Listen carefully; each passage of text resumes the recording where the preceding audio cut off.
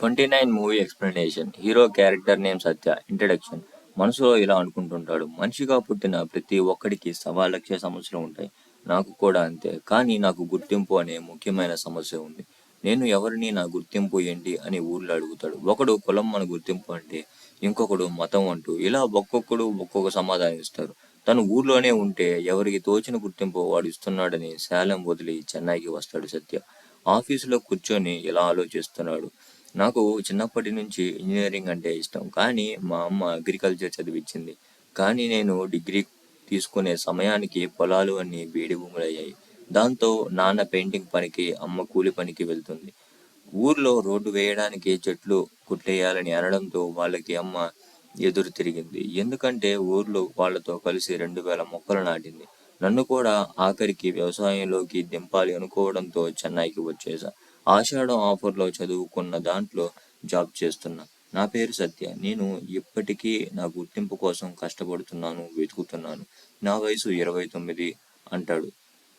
మ్యాన్షన్లో అద్దెకి ఉంటాడు. దా ఎంతో రద్దీగా ఉంటుంది. తన రూమ్లో ఉన్న ప్రతి ఒక్కడికి లవ్ స్టోరీ ఉండడంతో తను కూడా ప్రేమించాలని అనుకుంటుండగా ఈ లోపలే తన లైఫ్లోకి కూడా ఒక అమ్మాయి వస్తుంది.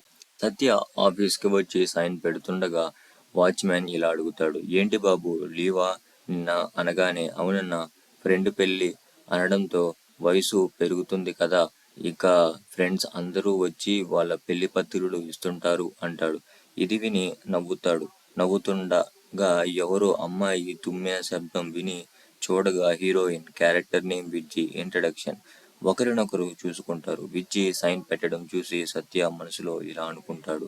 నేను చనిపోయేటప్పుడు కూడా గొనిగే పేరుని తను అక్కడ రాసింది అని. మెట్లు ఎక్కేటప్పుడు సత్య విజ్జి వెనకాల ఉండడం చూసి విజ్జి చున్నీ సరి చేసుకుంటుంది. సత్య అది గమనించి తప్పుగా అనుకొని తనని దాటుకొని వెళ్ళి తన సిస్టమ్ ముందు కూర్చొని దాని గురించి ఆలోచించుతుండగా పక్కన కూర్చున్న తన ఫ్రెండ్ ఇలా అంటాడు. బావా, నువ్వు నిన్న రాలేదు కదా, ట్రైనింగ్కి ఒక కొత్త అమ్మాయి వచ్చిందిరా, సూపర్గా ఉంది తన వయసు అంటుండగా విజ్జి అక్కడికి తొందరగా వచ్చి సత్యతో సారీ, నేను మిమ్మల్ని అనుకొని అలా తప్పుగా చేయలేదు అనడంతో ఏమంటున్నారు మీరు అనేది నాకేం అర్థం కావడం లేదు అంటాడు. తను ఇట్స్ ఓకే అంటుంది. అలాగే తనని తాను పరిచయం చేసుకుంటుంది. నా పేరు విజయలక్ష్మి, మీరు నన్ను విజ్జి అని పిలిస్తే చాలు అంటుంది. సత్య ఏమో నా పేరు సత్య, నన్ను మీరు ఎలా పిలిచినా ఓకే అంటుండగా పక్కనున్నోడు అన్నయ్య అని పిలవండి అనడంతో సత్య వాడి వైపు చూసి నన్ను మీరు ఎలా అయినా పిలవచ్చు అనడంతో విజ్జి నవ్వుతుంది. ఆఖరికి వాళ్ళు ఎంత క్లోజ్ అవుతారంటే రారా పోరా అని పిలుచుకునేంత క్లోజ్ అవుతారు. సత్యకి మాత్రం మనసులో చిన్న ఆలోచన ఉంటుంది. అదేంటంటే ఎంత క్లోజ్ అయినా కూడా కొన్ని స్నేహాలు ప్రేమగా మారు. అయినా కూడా తనని తాను ఊరట ఇచ్చుకుంటూ వస్తాడు. తన మనసులో ఇలా అనుకుంటుంటాడు. నాలాంటి అబ్బాయిలు మోకరిల్లి ఉంగరం తొడిగితే సెట్ అవ్వదు. కానీ చల్లటి వాతావరణం సృష్టించి మంచి సువాసనతో చెప్తే వర్కౌట్ అవ్వచ్చేమో అనుకుని జోరు వర్షంలో ఒక్క గొడుగు కింద ఇద్దరు నిల్చున్న సమయంలో తన మనసులో ఉన్న మాట చెప్పాలనుకున్న అప్పుడు డ్రైనేజ్ లీక్ అయ్యి మొత్తం చెడిపోతుంది ఆ స్మెల్ వల్ల. కారులో విజ్జి తన ఫ్రెండ్ వచ్చి తనని తీసుకువెళ్తుంది. సత్య పార్ట్ టైంగా ఒక క్యాటరింగ్ పని మీద ఒక మ్యారేజ్కి వస్తాడు. అప్పుడు అనుకోకుండా పెళ్లి కొడుకు సత్యకి తెలిసిన తన కాలేజ్ వాడయి ఉంటాడు. అతను చూసి రే కటౌట్ ఊ అనగానే సంతోష్ అనడంతో నేను పాతవి ఏవి మర్చిపోలేదు అంటాడు. సత్య సీరియస్గా చూడడంతో నవ్వి సరే గాని వెయ్యి అని అంటాడు. సత్య కంగ్రాట్స్ చెప్పి వెళ్తాడు. వాడు మాత్రం సత్యాన్ని అవమానించాలని అవును, నువ్వు నా కాళ్ళ మీద పడి మరీ సాధించింది ఎంగిలాకులు ఎత్తడమా, లేదు నేను అకౌంటెంట్గా పనిచేస్తున్నాను అంటాడు సత్య. నీకు పెళ్ళి అయ్యిందా, లేదు నేను ఇంకా ఎలిజిబుల్ బ్యాచులర్ అంటాడు సత్య. నీకు 30 ఉంటాయిగా, లేదు 29 అంటాడు. దానికి దీనికి పెద్ద తేడా ఏముంది అనడంతో 28, 29కి 1 సంవత్సరం తేడా, అయినా అంత తేడా ఉండదు. కానీ 30కి 29కి చాలా తేడానే ఉంది మామ అని చెప్పి కోపంతో జరిగిందంతా గుర్తు చేసుకుంటాడు. వాళ్ళ అమ్మ వద్దన్న తననికి మళ్ళీ ఏదైనా ప్రాబ్లం వస్తుందని వాడి కాళ్ళ మీద పడడం, దానివల్ల వాళ్ళ అమ్మ తనతో మాట్లాడడం మానేస్తుంది. తను ఎందుకు కాళ్ళ మీద పడతాడంటే తను ఎమ్మెల్యే కొడుకు కావడం వల్ల. సత్యాని మళ్ళీ కావాలని సంతోష్ పిలుస్తాడు. పెరుగు వెయ్యి అంటాడు. చాలు అన్న సత్య ఆపకుండా వేయడంతో కోపంతో పైకి లేచి చాలు అని గట్టిగా అరవడంతో నేను అదే చెప్తున్నా, చాలు ఇంకా ఆపేయ్, ఇప్పటికే ఎక్కువైందని. అయినా పెద్దగా ఏం సాధించావని నీకు అంత పొగరు? ఏమ్మా మీది లవ్ మ్యారేజా? ఆ అని ఆ అని అడుగుతాడు. కాదు అంటుంది. చివరికి పెళ్లి కూడా మీ నాన్న గుర్తింపుతోనేనా? మీ నాన్న చైర్ పక్కన ఒక చైర్ వేసుకొని చివరి వరకు కూడా ఇలానే పప్పం గడిపేస్తావు కదా?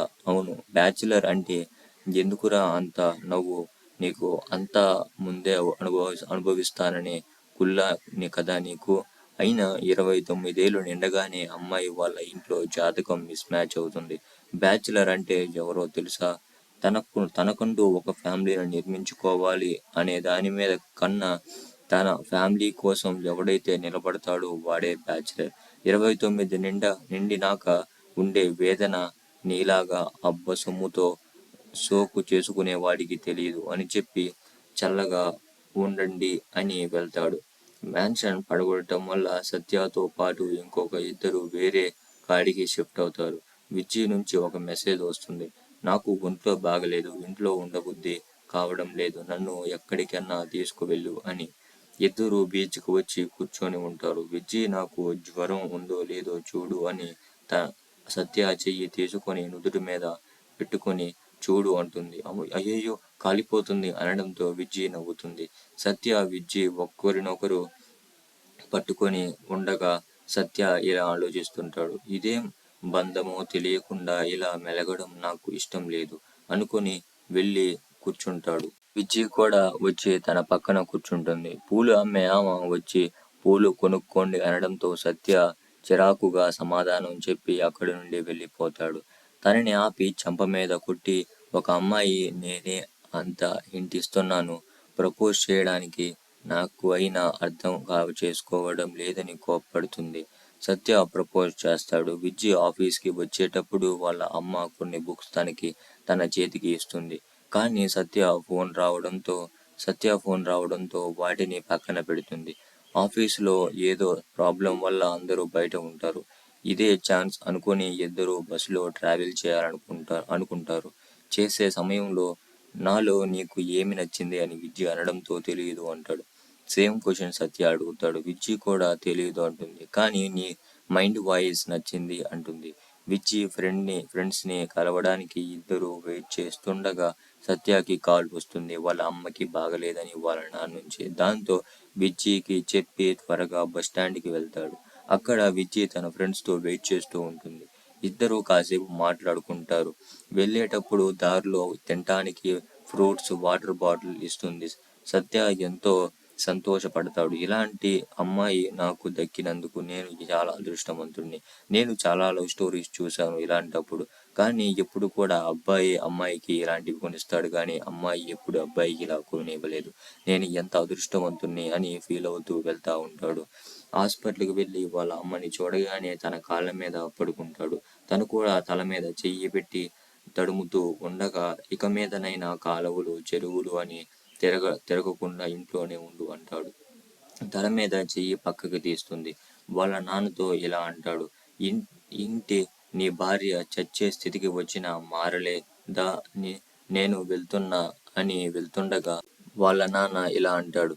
నా మాట విని తన కళ్ళ ముందు కనీసం వారమన్నా ఉండరా, తన ఆరోగ్యం బాగుపడుతుంది అనడంతో మాట విని ఆగుతాడు. ఇంటికి వచ్చిన తర్వాత సత్యతో వాళ్ళ నాన్న ఇలా అంటాడు. నువ్వు చాలా మారిపోయావురా, నువ్వు అసలు ఆగుతావని నేనెప్పుడు అనుకోలేదు. ఇప్పుడు నువ్వు ప్రశాంతంగా ఉంటున్నావు, దీనికి కారణం ఏదైనా నాకు సంతోషమే అంటాడు. ఒక అమ్మాయి ఉంది నాన్న, తన వల్లే నేను ఇలా ఉంటున్నాను అని సత్య చెప్తాడు. సత్య విజయ్ని తన పేరెంట్స్కి కూడా పరిచయం చేస్తాడు. ఆ వారం ఒకరినొకరు చాలా మిస్ అవుతారు. ఎంతగా మిస్ అవుతారంటే ఫోన్లో గంటలు మాట్లాడుకునేవారు. విజయ్ తన IAS చదవడం కూడా మానేసి అంతలా మాట్లాడుకునేవాళ్ళు. చెన్నై రాగానే సత్యకి బాగాలేకపోవడంతో 3 days లీవ్ పెడతాడు. విజ్జి ఇంకా ఓపిక పట్టలేక ఆ రోజు జోరు వానైనా కానీ తన దగ్గరికి వెళ్తుంది. అప్పటికే తన ఫ్రెండ్ బీర్లు తెచ్చి ఉంటాడు. రూమ్కి విజ్జి వీరు వచ్చి చూసి వాళ్ళిద్దరిని ఒంటరిగా వదిలేసి బయటికి వెళ్తాడు తన ఫ్రెండ్. కానీ వీళ్ళు మాత్రం చెత్తగా ఉన్న రూమ్ని నీట్గా చేస్తారు. తన ఫ్రెండ్ మాత్రం ఏదేదో ఊహించుకొని ఉంటాడు. బయటికి వెళ్ళినోడు లోపలికి రాగానే చూసి ఆశ్చర్యపోతాడు. విజ్జి అన్నం కూర వండి వడ్డిస్తుంది. నీ లవ్ గురించే సత్య చెప్పాడు. ఫెయిల్యూర్ అవ్వడానికి రీజన్ ఏంటి అని అడుగుతుంది తనని. డబ్బులు ఉండాలి సిస్టర్. ఎప్పుడు అందరూ అలానే ఉన్నారు. కొంతకాలమే ఇలాంటి ప్రేమలు, ఊహలు అన్నీ డబ్బులు ఉంటేనే జరుగుతాయి సిస్టర్. అందరిలాగే నువ్వు కూడా నా ఫ్రెండ్ని మోసం చేస్తే నేను నిన్ను ఖండాలుగా నరికేస్తా అంటాడు. ఒక్క మాటలో సత్య మాత్రం తను మాత్రం దిమ్మరికి పోతుంది. డబ్బులు ఉండాలి సిస్టర్ అంటాడు. తర్వాత నుంచి విజయ్ ఆలోచనలో పడుతుంది. తను సత్యాన్ని కలిసినప్పటి నుంచి తను ఐఏఎస్కి దూరం అవుతున్నానని ఆఫీసులో పార్టీ జరుగుతూ ఉంటుంది. విజ్జి వెనకాల సత్య రావడం విజ్జి చూసి ఎందుకు వెనకాలే వస్తున్నావు, చూసేవాళ్ళు ఏమన్నా అనుకుంటారు అంటుంది. నేను ఇలా ఉండలేను విజ్జి గుట్టుగా అనేతలికి సత్య చెయ్యి పట్టుకొని అందరి ముందుకు తీసుకువెళ్ళి మేము ఇద్దరం లవ్ చేసుకుంటున్నామంటుంది. ఎవరు నమ్మకపోయే తలికి లిప్ కిస్ పెడుతుంది. అక్కడ ట్విస్ట్ ఏంటంటే సత్యాకే తెలియకుండా ఒక అమ్మాయి సత్యాన్ని ఆఫీసులో లవ్ చేస్తుంటుంది. విజ్జీకే తెలియకుండా ఒక అబ్బాయి విజ్జీని లవ్ చేస్తూ ఉంటాడు. అది అక్కడ ట్విస్ట్. అందుకే వాళ్ళిద్దరూ ముందు ఒప్పుకోరు. ఎప్పుడైతే లిప్ కిస్ పెడుతుందో అప్పుడు అందరూ ఆశ్చర్యపోతారు. సత్యకి వెంటనే సోది చెప్పామా అన్నది గుర్తొస్తుంది. మీ ఇద్దరికి అసలు పడదని, ఆమె వల్ల నీకు కష్టాలు వస్తాయని గుర్తొచ్చి కళ్ళు తిరిగి పడిపోతాడు. అక్కడ విజ్జి అలాంటి డ్యాన్స్ పర్ఫార్మెన్స్ ఇస్తుంది. మరి అక్కడ ఆ తర్వాత నుంచి ఐఏఎస్ కోచింగ్కి వెళ్ళడం వల్ల ఇద్దరి మధ్య దూరం చాలా బాగా పెరిగిపోతుంది. ప్రిలిమ్స్ బాగా రాసి విజ్జి సత్యకి ఫోన్ చేసి బయటికి వెళ్ళాలి అని పిలుస్తుంది. సత్య మాత్రం ఇలాంటి వాటికే నేను గుర్తు వస్తానా అని అడుగుతాడు. తర్వాత తీసుకువెళ్తాలే, ఎక్కడికి తీసుకువెళ్ళాలి అంటాడు. తన హిందీ టీచర్ దగ్గరకు తీసుకువెళ్తుంది. ఆ రోజు బాగా వర్షం. అది కాక చీకటి కావడంతో వెళ్ళే తలికి ఈ నైట్ ఎక్కడే ఉండండి అని తన టీచర్ అంటుంది. విజ్జి సత్యకి ఇష్టం లేకపోయినా ఇంకా తప్పనిసరి పరిస్థితిలో అక్కడే ఉండాల్సి వస్తుంది. విజ్జి సత్య ఏమైనా చేస్తాడేమోనని వాళ్ళ అమ్మకి ఫోన్ చేసినట్టు నేను సత్యతో ఉన్నాను అని చెప్పడం సత్య అర్థం చేసుకొని, విజ్జి నీకు గుర్తుందా, నేను ఒకప్పుడు నువ్వు ఆటోలో చీకట్లో వెళ్ళేటప్పుడు ఆటోలో మామూలుగా ఫోన్లో ఎవరు ఫోన్ చేయకపోయినా ఎవరు మాట్లాడుతున్నట్టే ఆటో నెంబరు, ఆటోలో వస్తున్నాను, ఎక్కడి దాకా వచ్చాను అదంతా మాట్లాడుకుంటూ వెళ్ళని, కానీ నువ్వు ఆ ప్రయత్నం నా మీదే చేస్తున్నావు అంటాడు. అనేతలికి విజయ్ అప్పుడు అంటుంది, మరి నువ్వు కిందకి ఎందుకు వెళ్ళావు అనగానే, వచ్చేటప్పుడు చెవికి ఇవి నీకు బాగుంటాయని తీసుకోవాలని వెళ్ళాను అని చెప్తాడు. విజయ్ ఎంతో బాధపడింది. నువ్వు కూడా నా అలాగే దానికోసం ప్రయత్నించవచ్చు కదా అనేతలికి, నాకు ఏమీ వద్దు, నీతో ఉంటే చాలు, నువ్వు ఒక హగ్ ఇస్తే చాలు, నువ్వు ఒక కిస్ ఇస్తే చాలు, నీతో ఉంటే చాలు అనేతలికి, సరే అయితే దీన్ని ముగించేద్దాం అని అంటుంది. సత్య ఏమంటున్నావు అని సత్య అంటాడు. ఏమనేది ఏముంది, ఇలా చేతులు రాసుకోవడం ఇదంతా వద్దు, ముందల ముగిచ్చేద్దాం, తర్వాత ఎవరి లక్ష్యం కోసం వారు పోరాడదాం అని అనేతలికి సత్య ముందు వద్దన్న, ఆఖరికి ఇద్దరు కలుస్తారు. తర్వాత రోజు సత్య వాళ్ళ అమ్మ నాన్న ఒక్క పని మీద ఎమ్మెల్యేని కలవడానికి సిటీకి వస్తారు. సత్య వాళ్ళిద్దరిని చూసి ఇక్కడేం చేస్తున్నారు అనగానే, ఒక పని మీద వచ్చాం అంటారు. సత్య సరే గాని వెళ్దాం పదండి అనేతలికి, లేదు నేను అమ్మాయిని కలవాలి, ఫోన్ చేసి పిలవండి అని వాళ్ళ అమ్మ వాళ్ళ నాన్నకి చెప్తుంది. సత్యతో మాట్లాడదు కాబట్టి. సరే అని వాళ్ళిద్దరూ వేరే దగ్గరికి వస్తారు. సత్య చెప్తాడు తను నన్ను కలవడానికి ఇక్కడికి వస్తుంది, ఇక్కడ ఉందామని. అక్కడికి వచ్చేతలికి సత్య వాళ్ళ అమ్మ అదంతా చెత్తగా ఉండడం చూసి అదంతా క్లీన్గా చేస్తుంది. సత్య మాత్రం ఇదంతా ఎందుకు అన్న వాళ్ళ నాన్నతో, నీకు తెలిసిందే కదరా మీ అమ్మ గురించి, అదేం పట్టించుకోబాకులే అనగానే, ఇంకా వస్తుంది నాన్న వస్తుంది, నేను తొందరపడలేదు కదరా అని, ఏదన్నా పనుండి ఆగిందేమో అని వాళ్ళ అమ్మ నాన్న అంటుంటారు. కానీ అక్కడ విజయ్ మాత్రం చదువుకుంటూ ఉంటుంది. ఇంకా చీకటి పడేతలకి ఇంకా ఇద్దరు ఇంటికి వెళ్ళిపోతూ ఆటోలో వదిలిపెట్టమా, ఆటోలో ఏమన్నా చెప్పమంటారా అంటే వద్దులేరా మేము వెళ్దాం అని వెళ్ళిపోతారు. విజయ్ ఆఖరికి అదంతా మెసేజ్లన్నీ చూసుకొని ఎంతో తొందరగా వస్తుంది. ఇంకా వీళ్ళిద్దరి మధ్య మనస్పర్ధలు వస్తాయి. సత్య మాత్రం నీకోసం అంతసేపు మా అమ్మ నాన్న వెయిట్ చేసినా కానీ నువ్వు ఇక్కడికి రాలేదు అంటాడు. విజయ్ మాత్రం నేను చూసుకోలేదు, మెసేజ్ చూస్తే ఎందుకు రాను చెప్పు అని అంటుంది. విజయ్ ఆ చీరని చూసి ఎంతో బాధపడుతుంది. ఇద్దరికి మనస్పర్ధలు రావడంతో చాలా గొడవ పడతారు ఆ రోజు. తర్వాత రోజు సత్యకి ఎగ్జామ్ ఉండటం, విజయ్కి ఎగ్జామ్ ఉండటంతో ఈ ప్రెషర్ వల్ల ఎగ్జామ్ కూడా బాగా రాయలేక కళ్ళు తిరిగి ఎగ్జామ్ హాల్లోనే పడిపోతే వాళ్ళే సెలైన్ పెట్టి ఇంటికి పంపిస్తారు. విజయ్ సత్యకి ఫోన్ చేస్తుంది. సత్య మాత్రం ఇక్కడ అనుకుంటుంటాడు, నా వల్లే తను తిట్టడం తప్పైపోయింది కాబట్టి సారీ చెప్పాలని తన దగ్గరికి వెళ్తాడు. విజయ్ మాత్రం ఇంటి దగ్గర వదిలిపెట్టు, ఇంట్లో ఎవరు లేరు అంటుంది. విజయ్ ఇంట్లో లోపలికి రాగానే సత్య లోపలికి వెళ్ళి హగ్ చేసుకుంటాడు. అప్పుడు విజయ్ అంటుంది, ఒక అమ్మాయి లోపలికి పిలిచిందంటే దీనికోసమేనా, దేనికోసం పిలవదా అంటుంది. సత్య మాత్రం సరే చెప్పు అంటాడు. విజయ్ అప్పుడు అంటుంది, నేను నేను ఢిల్లీకి వెళ్ళిపోదాం అనుకుంటున్నా ఐఏఎస్ కోచింగ్కి, అక్కడే ఉండి చిన్న జాబ్ చేసుకుంటూ అక్కడే ట్రైనింగ్ తీసుకుంటా అంటుంది. సత్య మాత్రం ఏమైంది అనగానే, ఈరోజు నేను నీ వల్ల ప్రెషర్ వల్ల అక్కడే కళ్ళు తిరిగి పడిపోతే వాళ్ళు సెలైన్ పెట్టి నన్ను పంపించారు అంటుంది. అప్పుడు ఆ బుక్స్ అన్ని విసిరేస్తుంది విజయ్. అప్పుడు సత్య అంటాడు, నేను ఇలా అనుకోలేదు, నేను సారీ చెప్దామని వచ్చాను, కానీ ఇదంతా అవుతుందని నాకు తెలియదు. నేను ఎప్పుడు నీకు ఏదో ఒకటి తెస్తూ ఉండేవాడిని, ఎందుకంటే నువ్వు ఏది చూసినా నేను గుర్తు రావాలని. కానీ నాకు ఇప్పుడే అర్థమవుతుంది, నీ పరీక్షల్లో వచ్చే క్వశ్చన్లుగా ఆన్సర్లుగా నేను గుర్తు రావాలని. ఇక మీదట అలా వస్తాను విజయ్, ఇంకా నేను నీతో ఎప్పుడు మాట్లాడను, కలవను, నీ కోరిక ప్రకారమే నేను వెళ్ళిపోతాను, చల్లగా ఉండని చెప్పి ఇంకా ఇంకా వెళ్ళిపోతాడు సత్య.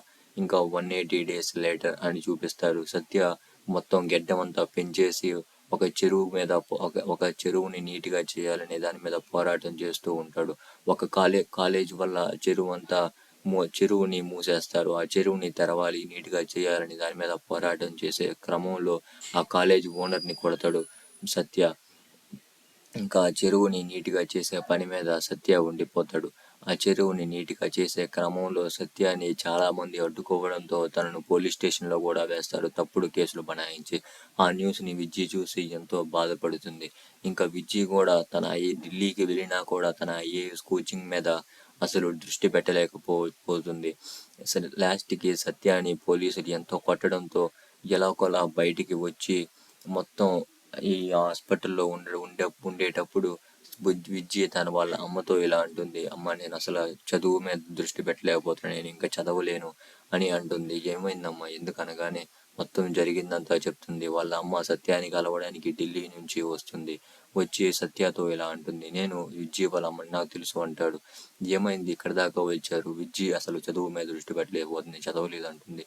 మా ఇంట్లో అందరూ బాగా చదివిన వాళ్ళే, మంచిగా చేసిన వాళ్ళే, కానీ నాకు మాత్రం ఏమీ రాదు, అందుకే విజయ్ నన్ను మంచిగా చేయాలని నేను అనుకుంటున్నాను. కాబట్టి విజయ్ తప్పనిసరిగా ఐఏఎస్ అవ్వాలి, తనతో ఒక్కసారి మాట్లాడు అని చెప్పి వెళ్ళిపోతుంది. సత్య మాత్రం డైరెక్ట్గా ఫోన్లో కాకుండా డైరెక్ట్గా అక్కడికే వెళ్ళి వాళ్ళ నాన్నని విజయ్కి పరిచయం చేసి, మొత్తం నువ్వు అనుకున్నట్టే మీ నాన్నకి పరిచయం చేశాను అని చెప్తాడు. విజయ్ సత్య దగ్గరికి వస్తుంది, నేను నీలాగా అవ్వడానికి నాకు ఏది దొరకలేదు, లాస్ట్కి నువ్వే నన్ను అలా చేసావు. మా ఇంట్లో అంతలా ఉన్న చదివిన వాళ్ళు ఎవరు లేరు, కాబట్టి నాకేం అర్థం కావలేదు. పార్ట్ టైం జాబ్ చేసుకోవడం, ఏదో చిన్న జాబ్ చేసుకోవడం అనుకున్నానే కానీ గుర్తింపు కోసం పోరాడాలని, ఏదో ఒక లక్ష్యం కోసం పోరాడాలని నిన్ను చూసిన తర్వాతే నాకు అర్థమైంది అని సత్య విజయ్తో అంటాడు. విజయ్ కూడా లాస్ట్కి అర్థం చేసుకొని ఎగ్జామ్ బాగా రాస్తుంది. సత్య ఇక్కడేమో చెరువుల గురించి మొత్తం దాని గురించి పరిచయం చేస్తూ ఒక క్లాస్ తీసుకుంటూ ఉంటాడు. లాస్ట్కి ఇద్దరు అనుకున్నట్టు వాళ్ళ గుర్తింపులని వాళ్ళు సాధించుకుంటారు. ఇది ఎండ్. మీకు కనుక ఏదైనా పొరపాట్లు అనిపిస్తే క్షమించండి, నాకు కొంచెం ప్రాబ్లం అయ్యి బాగా చేయలేకపోయాను. ఇక మీద నుంచి 2 daysకి ఒక ఎక్స్ప్లెనేషన్ అయితే వస్తుంటుంది. ఇక్కడ దాకా చాలా తక్కువ మంది చూస్తుంటారు, చూసిన వాళ్ళకైతే చెప్తున్నాను.